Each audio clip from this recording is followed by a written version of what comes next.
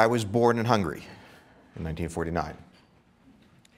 And my life and my family's life was bound up with the geopolitics of Europe in a way that many people didn't.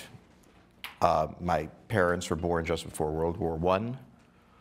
Their brothers and fathers fought, not in the French trenches, but with the Turks, with the Russians, in a very bloody war. They came back ruined. My parents met and fell in love in Budapest and started a business in the interwar period. Then the Germans came, and my father was taken and joined the Hungarian army in special Jewish labor battalions, and was present at Voronezh, just north of Stalingrad, when the Soviets counterattacked. And naturally, they counterattacked where the Hungarians were, as the Hungarians had minimal commitment to the idea of the Greater Reich. But that didn't mean they didn't get slaughtered. And he walked back in the winter of 42, 43 to Budapest.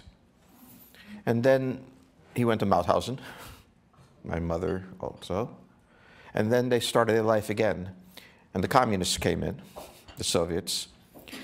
And my father, who had been a social democrat before the war, was on a list.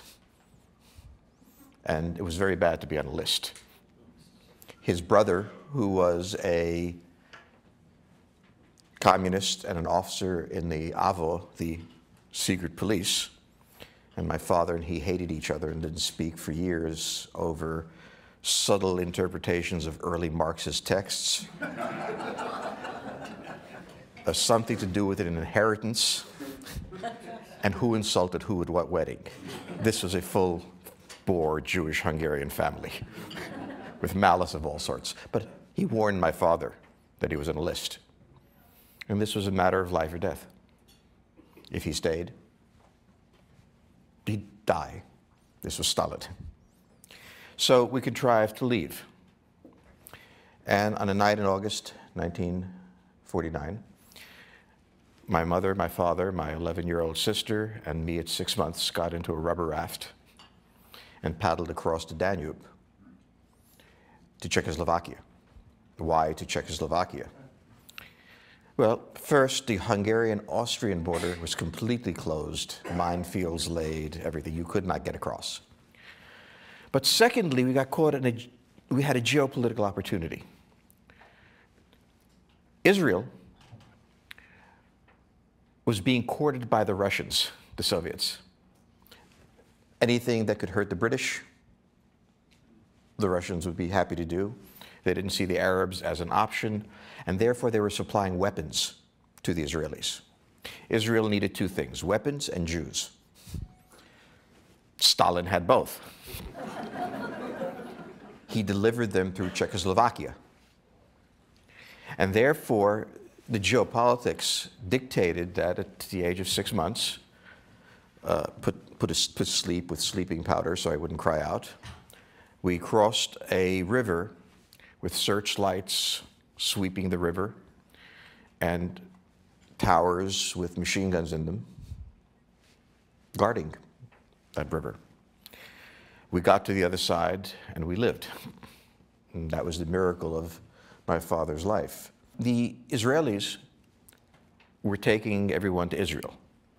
My father was a committed Zionist. He was absolutely committed to it, but they didn't want to go to Israel or have anything to do with it. He had spent his last years with people trying to kill him. He wanted to go to a country where no one was going to try to kill him. And he preferred a country that was much stronger than any of its neighbors. He was tired of being from Hungary, and Israel looked too much like Hungary. So as much as he was committed to the idea of the Jewish state, he was far more committed to staying alive, and that he would do in America. We made it to Vienna. The Israeli convoy was stopped at the border, and we don't know how my father did this. We got arrested by the Czech border guards, taken off. They went on to Israel, and we went on to Vienna. My father knew a war was coming. It wasn't coming, but my father always knew a war was coming. Yeah. And he wasn't, in 1949, I wasn't crazy. He made some sort of deal that we don't understand, where we were brought to the United States on an American destroyer, my mother, my sister, and I, given the captain's cabin, which didn't seem extraordinary, but now that I know the Navy was, wow, and brought here and given papers. My father stayed behind. This was a time when something called Operation Rollback was underway, the attempt to penetrate the Eastern Bloc with expatriates and try to bring down the regime. The operation was completely penetrated by the Soviets. Everybody was killed. My father wasn't killed, hence he wasn't doing anything important. And then he arrived and he came to Bronx.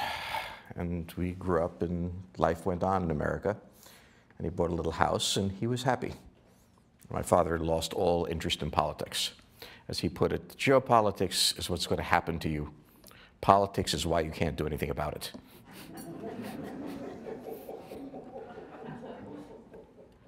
My life and the geopolitics of the 20th century are bound up, not uniquely, but if you're a European, and if you lived, you all had extraordinary stories. No one but the extraordinarily lucky and the extraordinarily cunning managed.